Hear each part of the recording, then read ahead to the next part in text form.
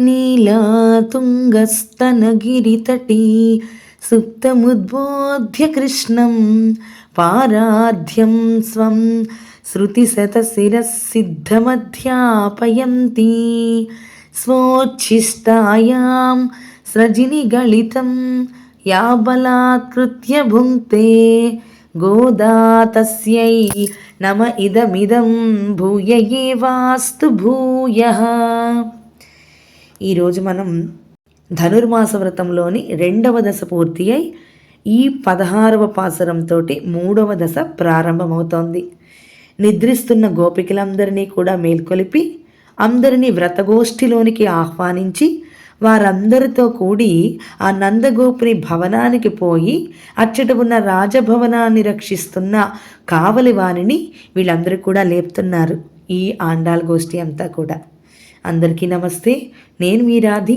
Welcome to Sri Arshanidhi. ఇక ఈరోజు పాసురాన్ని మనం తెలుసుకుందాము. ఈరోజు పాసురం చాలా ముఖ్యమైనటువంటి పాసురము కాబట్టి ఇది 2 సార్లు చదువుకోవాలి.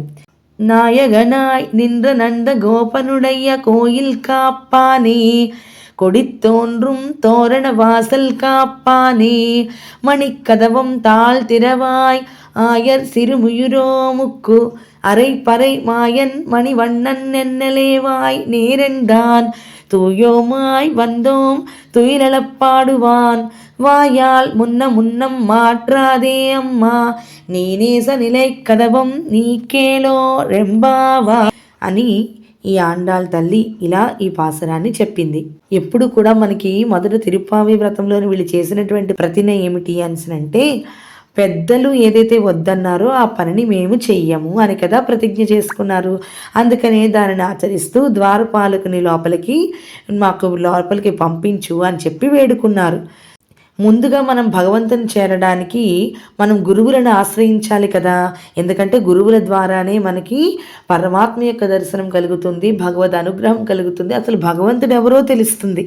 భగవంతుడు ఎవరో ఎప్పుడు తెలుస్తుంది? మనకి ప్రథమ గురువు అయినటువంటి మన అమ్మ చెప్తుంది.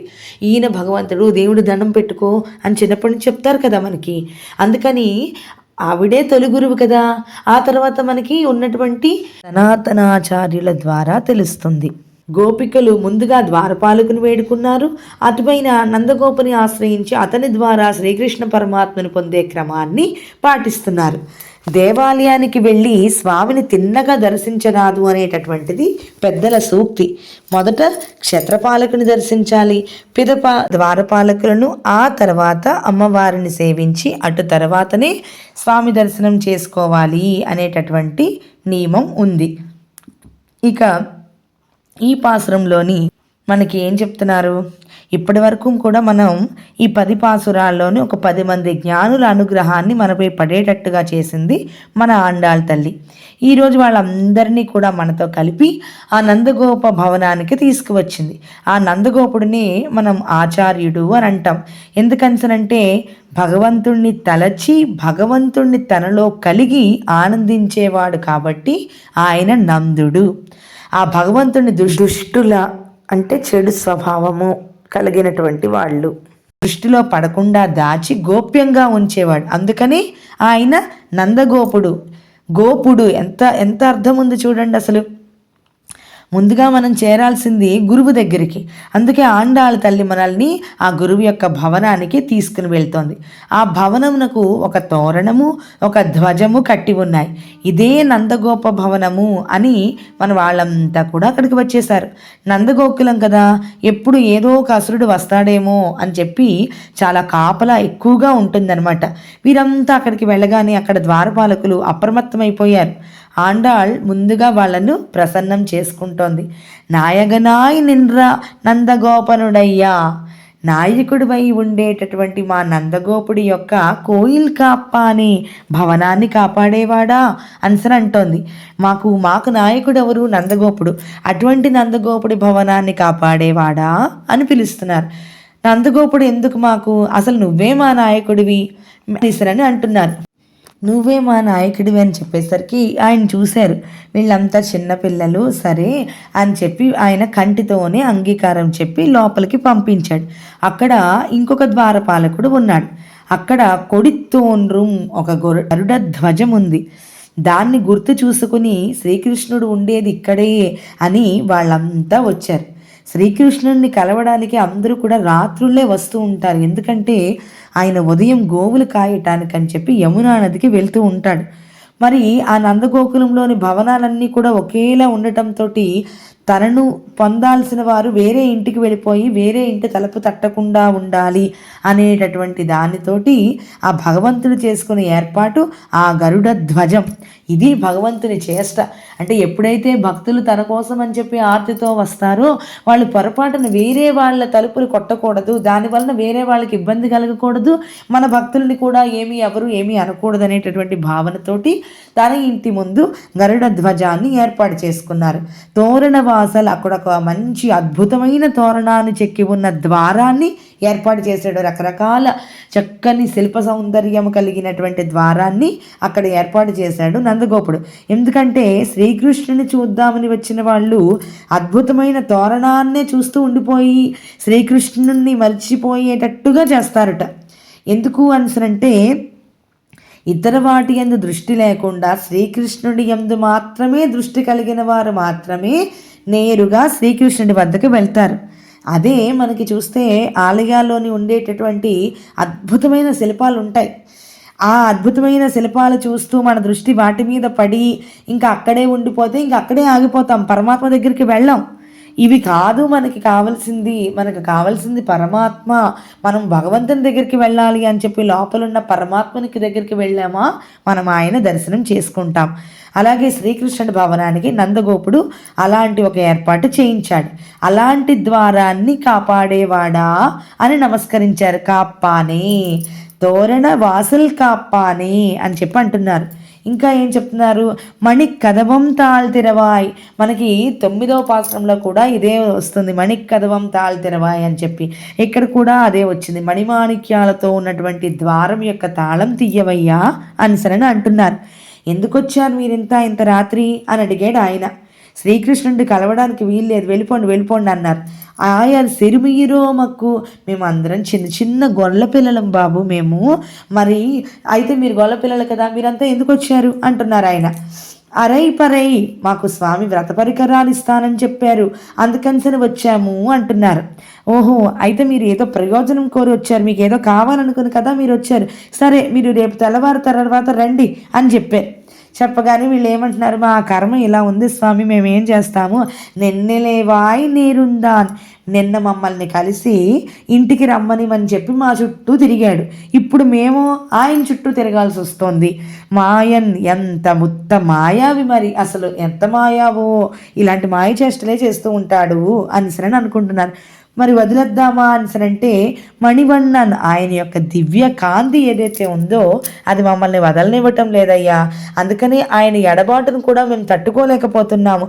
తూయోమాయి వందోం, చాలా పవిత్రములమై వచ్చాం మేము. మాకు అసలు కుడి ఎడమ ఏమిటో తెలియనటువంటి వాళ్ళం, అన్నపుణ్యం తిరిగినటువంటి వాళ్ళం మేము చాలా పవిత్రంగా మేము ఇక్కడికి స్నానం చేసి వచ్చాం, మేము ఏదో వేరే ప్రయోజనాల కోసము రాలేదు అని అంటున్నారు. ఏమో రాక్షసులు కూడా మీ రూపంలో తిరుగుతూ ఉంటారు కదా అన్నారు ఆయన. అంటే లేదయ్యా, మేము అసలు అలాంటి వాళ్ళం కానే కాదు, మాకు స్వామి మేమేదో ఆయన అటువంటి వ్రత పరికరాలు ఇస్తాను అంటే పుచ్చుకుందామని అనుకున్నాం, కానీ అసలు మేము వచ్చింది దేనికో తెలుసా, తుయిలరప్పాడువాన్, ఆయన అసలు పవళించి ఉంటే ఎలా ఉంటాడో అని చూసి సుప్రభాతం పాడి లేపుదామని చెప్పి వచ్చాము. వాయాల్ మున్నం మాట్లాదే అమ్మ, స్వామి ముందు నువ్వు అసలు నోటితోటి అడ్డు చెప్పకు, అసలు మీరు రాకండి అనేటటువంటి అడ్డు చెప్పద్దు. నీ నేస నిలయక్కదవం, మేము శ్రీకృష్ణ ప్రేమతోటి చాలా దృఢంగా బంధించబడి ఉన్న ఆ ద్వారాలను తెరువు. ఎందుకు అంటే అసలు ఈ రాక్షసులు రకరకాల రూపంలో వస్తున్నారు, అందుకని ఈ ద్వారపాలకులు ఏమో రాక్షసులే ఈ రూపంలో వచ్చారేమో అని చెప్పి అసలు లేదు మీరు లోపలికి రావడానికి వీల్లేదు అని అంటున్నారు. అందుకని వీళ్ళు ఏం చెప్తున్నారు, మున్నం మాట్లాదే అమ్మ, అసలు నువ్వు అలాగ బాబు నేను తలుపులు తీయమని చెప్పకండి, నోటితోటి అడ్డు చెప్పకండి.